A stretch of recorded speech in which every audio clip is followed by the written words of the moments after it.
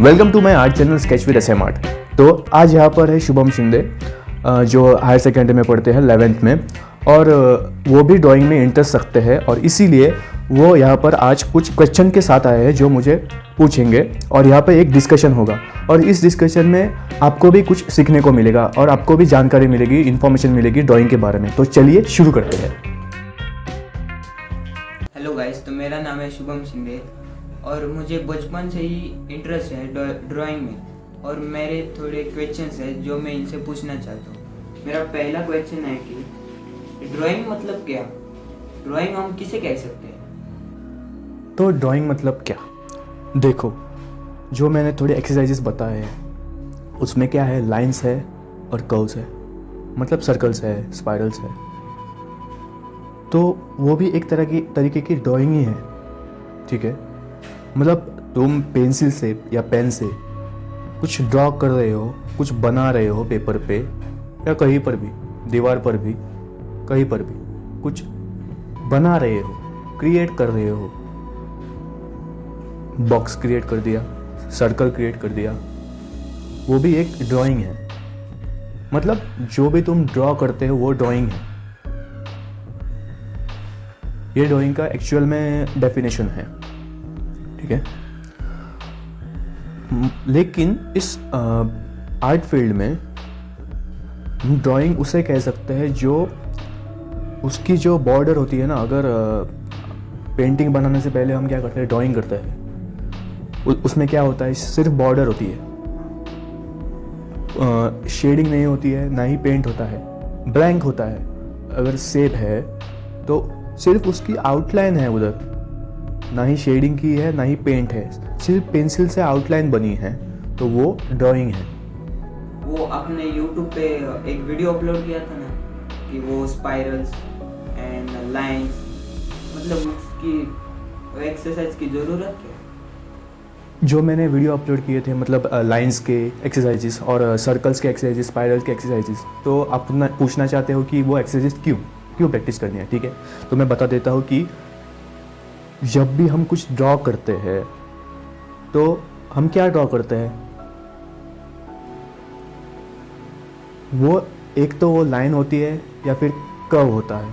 मतलब आप जो भी ड्रॉ करो, फॉर एग्जांपल आप अपना कंपास बॉक्स ड्रॉ कर रहे हैं तो वह क्या है, लाइन है, फिर कर्व है, फिर लाइन है। ऐसे जो भी कुछ है, जो भी ड्राइंग का मतलब ही है लाइंस और कर्व्स। आप कुछ भी ड्रॉ कर रहे हो तो क्या कर रहे हो, लाइंस और कर्व्स ही बना रहे होगे। अगर आप घर ड्रॉ कर रहे हो तो वह क्या है, लाइंस ही है ना। अगर आप एक सिंपल सा बॉक्स ड्रॉ कर रहे हो तो वह क्या है, लाइंस ही है ना, 4 लाइंस। सर्कल ड्रॉ कर रहे हो तो वह क्या है, कर्व लाइंस। इसीलिए वो एक्सरसाइज में क्या है, लाइन है और सर्कल मतलब कर्व है, स्पाइरल मतलब कर्व है। इसीलिए लाइंस और कर्व्स ये ड्राइंग की जो बिगिनर के लिए है, लाइंस और कर्व्स। क्यों? क्योंकि वो बेस है ना, लाइंस और कर्व्स ही है ना ड्राइंग, नहीं तो क्या है, समझे?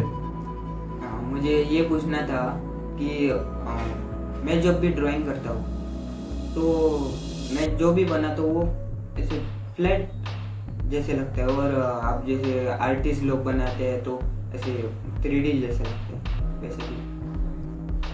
हाँ, मतलब जब तुम स्टार्टिंग में जब ड्रॉ करते हो तो उतना अच्छा नहीं लगता, वो फ्लैट लगता है। मतलब क्या है, उसको डायमेंशन नहीं है, 3D नहीं है वो। 3D मतलब क्या, 3rd डायमेंशन। मतलब ऐसा लगता है कि उसको जैसा आकार है, एक्चुअल में वो 2D है। पेपर पे आप बना रहे हो वो 2D होता है, वो क्या ऐसे बाहर नहीं आता है एक्चुअल में, लेकिन एक इल्यूजन होता है, वह 3D जैसा लगता है। तो वो आप क्यों नहीं बना पाते, और दूसरे जो अच्छा आर्टिस्ट जो प्रैक्टिस कर रहे हैं बहुत साल से, वो बढ़िया बनाते हैं, है ना। तो वो ऐसा क्यों होता है, क्योंकि जब आप ड्रॉ करते हो तो क्या आप उसके टोन्स फॉलो करते हो? नहीं, क्योंकि वो आपको पता नहीं। सो जब हमें आर्ट स्कूल में क्या सिखाते हैं, मतलब कैसे बनाना होता है, वो 3 टोन होते हैं, लाइट टोन, मिडल टोन और डार्क टोन, ठीक है। तो वो टोन जब उस ड्राइंग में मतलब वो शेडिंग करते वक्त वो टोन जो आप फॉलो करते हो, मतलब लाइट टोन, डार्क टोन और मिडल टोन, तब उसको एक 3D फॉर्म आता है। फॉर एग्ज़ाम्पल आप एक शेप ड्रॉ कर रहे हो, तो जहाँ पर उस पर लाइट पड़ रही है वहाँ लाइट टोन पैदा होता है, फिर आगे जाके मिडल टोन होता है और उसके एंड में डार्क टोन होता है। और जब वो जो टोन्स है वो आप पेपर पे बनाते हो, वैसे ही लाइट टोन, मिडल टोन और एंड में डार्क टोन, तो उसको एक 3D फॉर्म मिलता है और वो 3D लगता है।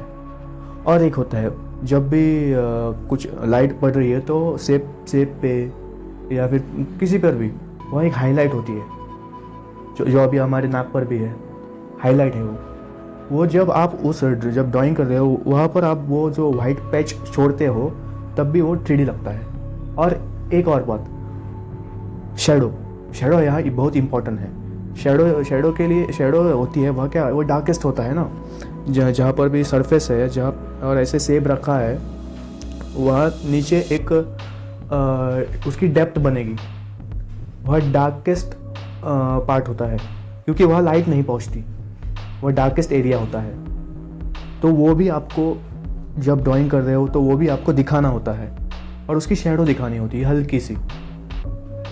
तो फर्स्ट क्या, 3 टोन फॉलो करना। जब भी आप कुछ ड्रॉ कर रहे हो, अगर कुछ भी ड्रॉ कर रहे हो, ऑरेंज ड्रॉ कर रहे हो या फिर एप्पल ड्रॉ कर रहे हो, तो उसके 3 टोन फॉलो करना। लाइट टोन दिखाना उस पर, फिर मिडल में आके उसके मिडल टोन, और जब एंड में डार्क टोन, और जहाँ लाइट पड़ रही है वहाँ पे एक हाईलाइट बनती है, तो वो भी वहाँ पैच छोड़ना ड्राइंग करते समय, शेडिंग करते समय, और उसकी शेडो डालना और उसकी डेप्थ डालना। जो डार्केस्ट एरिया होता है ना, जहाँ पर भी जो आपका जो ऑब्जेक्ट है वो पेपर सरफेस पे जब टच होता है तो उसकी नीचे वाला जो एरिया होता है वह डार्क होता है, डार्क एरिया होता है, वो भी आप ड्राइंग में दिखाना, तब आप जाके आपका ड्राइंग जो है वो 3D जैसे लगेगा। तो नेक्स्ट टाइम ये फॉलो करना, light tone, middle tone, dark tone, highlight और शेडो। क्या ड्राइंग कोई भी बना सकता है या फिर जो स्पेशल है वो जन्म से ही उसके पास वो टैलेंट है वो बना सकता है? हाँ, ये बहुत एक बड़ी मिथ है कि लोग कहते हैं कि वो जन्म से ही टैलेंटेड है। ऐसा कुछ नहीं होता। ड्राइंग एक स्किल है जो सीखी जाती है। हाँ, थोड़े लोगों को, मतलब थोड़े बच्चों को जब वो बच्चे होते हैं उनको इंटरेस्ट होता है, क्योंकि वो देखते हैं किसी को, या फिर अपने घर में देखते हैं, या फिर कोई उनको बताता है कि ऐसे ड्रॉ करना होता है, और फिर उनमें वो इंटरेस्ट तैयार होता है, ऐसे होता है। लेकिन कोई भी जन्म से, मतलब पैदा ही अपने टैलेंट के साथ नहीं होता है। सो ऐसा नहीं है। ड्राइंग एक स्किल है जो सीखी जा सकती है कभी भी, अगर इंटरेस्ट है तो। इंटरेस्ट ज़रूरी है, अगर इंटरेस्ट है तो कोई भी कुछ भी सीख सकता है। तो वो एक स्किल है जो सीखी जाती है और प्रैक्टिस के साथ साथ वो डेवलप होती है। मेरा अगला क्वेश्चन, ड्राइंग और पेंटिंग में डिफरेंस क्या होता है? ड्राइंग और पेंटिंग, देखो, ड्राइंग मतलब क्या, आप कुछ पेंसिल से, पेन से या किसी भी चीज़ से कुछ ड्रॉ कर रहे हो, उसकी आउटलाइन निकाल रहे हो, आउटलाइन बना रहे हो, तो वो ड्रॉ कर रहे हो। और पेंटिंग मतलब क्या है, जहाँ आप जो पेंट है उसको फील कर रहे हो, उसको पेंटिंग कहते हैं। ठीक है, तो जब भी आप पेंट लेके कुछ फील करो तो वो पेंटिंग बन गया। और जब भी आप कुछ ड्राइंग बनाओ, मतलब उसकी आउटलाइन बनाओ, तो वो ड्राइंग हो गया। पेंसिल से बना सकते हो आउटलाइन, पेन से बना सकते हो, कलर से भी आप, मतलब पेंट से भी आप आउटलाइन बना सकते हो, उसको भी हम ड्राइंग ही बोलेंगे। ठीक है, पेंटिंग मतलब क्या होता है, जब भी आप पेंट लेके उसको फील करते हो, वो एरिया फील करते हो, डिफरेंट कलर लेके उस एरिया को फील करते हो, तब वो एक तरीके की पेंटिंग होती है, वो पेंटिंग बनती है। ठीक है, ये डिफरेंस है ड्राइंग और पेंटिंग में। लेकिन जो पेंटिंग है उसमें भी ड्राइंग होती है, इसीलिए तो पहले हम ड्राइंग सीखते हैं। इस फील्ड में, फाइन आर्ट फील्ड में बेस क्या है, ड्राइंग है, इसीलिए हम पहले ड्राइंग सीखते हैं और बाद में पेंटिंग बनाते हैं। क्योंकि अगर आपको ड्राइंग की नॉलेज नहीं होगी तो आप पेंट जो फील करोगे वो कैसे करोगे और किस में करोगे, है ना। तो ड्राइंग और पेंटिंग का डिफरेंस ये है, ड्राइंग मतलब आउटलाइन और पेंटिंग मतलब पेंट को फील करना उसमें। ये उनकी टेक्निकल डेफिनेशंस है, ठीक है। पेंटिंग का भी आगे जाके बहुत डिफरेंट मीनिंग होते हैं, लेकिन वहाँ अब नहीं जाना है। अब जो उसके बेसिक डेफिनेशन है उधर ही हम रहते हैं। क्या आर्टिस्ट बनने के लिए कॉलेज में जाना पड़ता है या फिर घर में भी ऐसे आर्टिस्ट बन सकते हैं? हाँ, तो ये बहुत बड़ी गलतफहमी है लोगों को कि आर्टिस्ट बनने के लिए आर्ट स्कूल में जाना पड़ता है या फिर आर्ट कॉलेज में जाना पड़ता है तब भी आप आर्टिस्ट बन सकते हो। ऐसा कुछ नहीं है। आप घर पे भी रहकर जो भी इंफॉर्मेशन अवेलेबल है इंटरनेट पे, यूट्यूब पे, उसको सीख कर आप घर पे भी अपनी जो स्किल है वो डेवलप कर सकते हो। लेकिन अगर आपको ज़्यादा ही डिटेल में या फिर आपको डिग्री चाहिए, उस आर्ट फील्ड में डिग्री चाहिए, तो आपको कॉलेज में जाना चाहिए।